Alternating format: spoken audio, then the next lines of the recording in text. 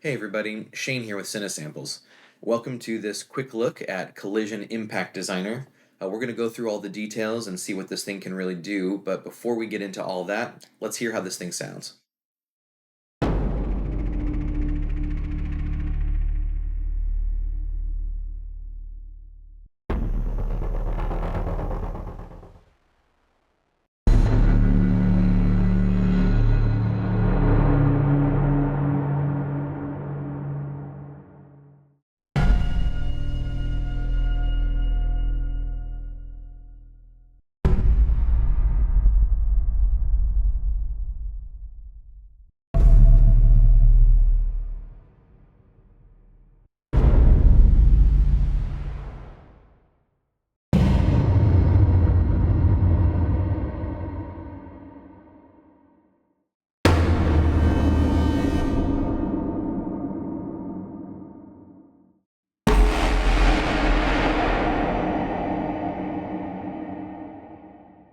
So some pretty cool stuff in there, but let's go into some of the details here. Let's take a look at our main page.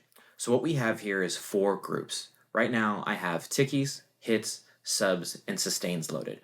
But as you can see here, you can drop in any kind of sample set into any group you want. So how they correspond to the key rolls down here, let's check this out. In your first color range here, you'll notice that the colors actually correspond to the different groups. These are our layer triggers. So our layer triggers are from C1 to G2, and they trigger the individual samples that are loaded into the groups. So let's hear those.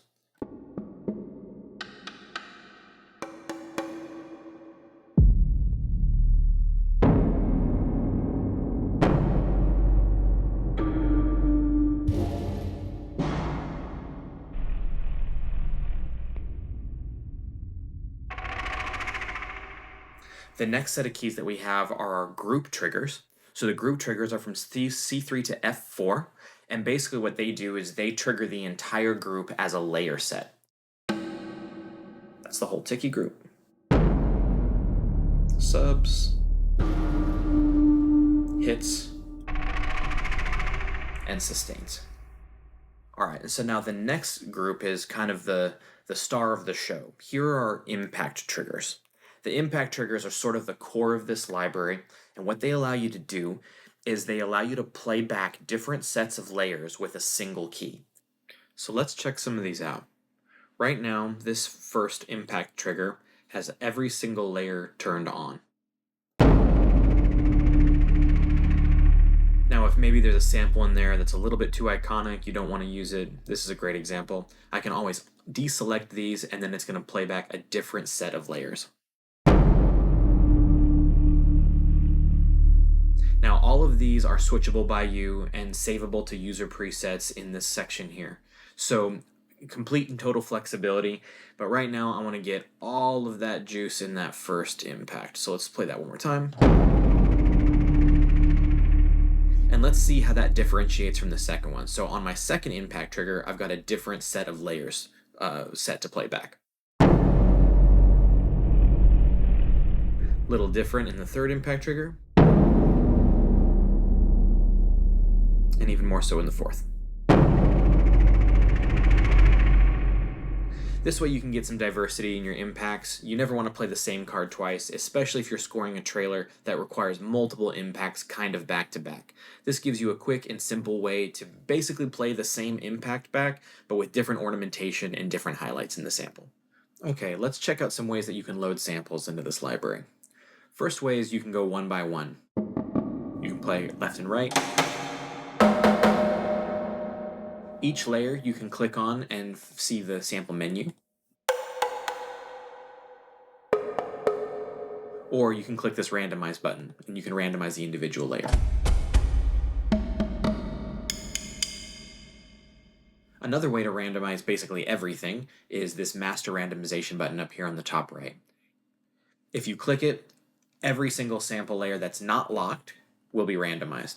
Currently we had these locked because we were happy with them, but let's check this out. Here's the original hit. Now watch, we're going to get a completely different sound just by changing the entire sample set. All the effects, all the settings, and the mix are preserved, but the sample set makes a massive difference in the sound.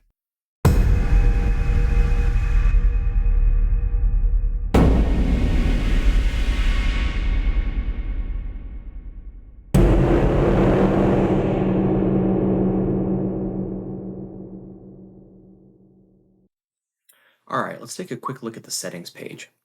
So in the settings page, I can adjust a bunch of different parameters for each individual layer, or if I don't want to do that level of tweaking, I can just throw it on the master for some quick and easy editing. But let's take a look at one individual sample here and see what we can do with it. So this is just a simple hand percussion sample. We can adjust the volume, pan, tune it down, or get it into like a nice ticky range. And then over here in the transient section, we can adjust the input gain, the attack, and the sustain of that transient to give it a little bit more oomph. Each layer comes with a simple ADSR, EQ, LFOs for volume and pan, and a bunch of filters. 1 pole, 2 pole, 4 pole, and high pass, band pass, and low pass. Let's hear some of those LFOs in action. So beads is probably not a great sample to show an LFO on, so let's check out one of these sustain samples. Yeah, that'll do pretty good. Okay, so let's turn on this volume.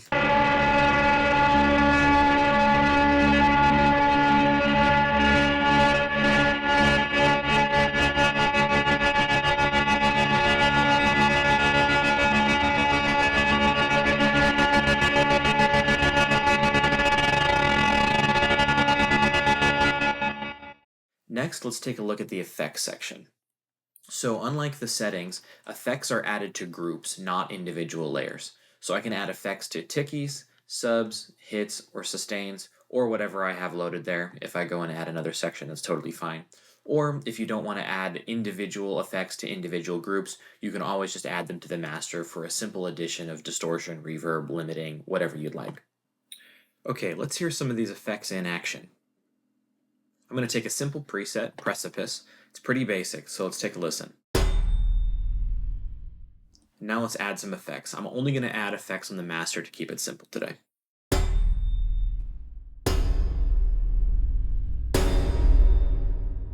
Like that. Add a little tape saturation.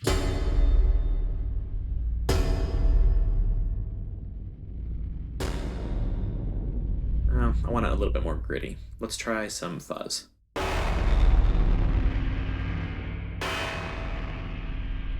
Preserve the body, but a little bit less distortion.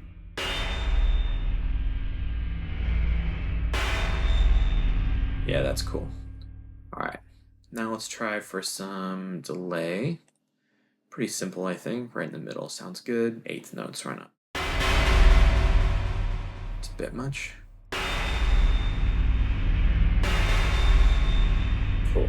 Maybe a little bit more feedback so we can get that nice long tail.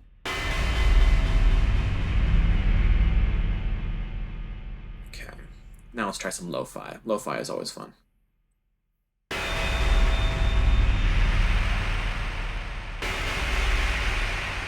Maybe a bit much for this kind of a sample, but as you can see,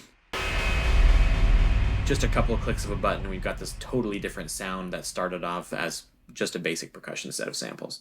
I can always compress the thing if I need to, or if all my effects have stacked a little bit too loud.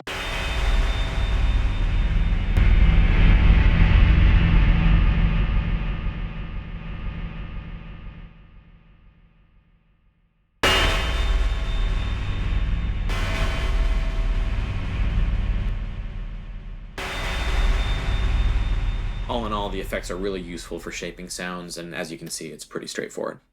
And there you have it. That is Collision Impact Designer. Thank you so much for taking the time to stop by and listen. We hope you like what you heard. We're really excited to get this library into your hands. It's available now at cinesamples.com.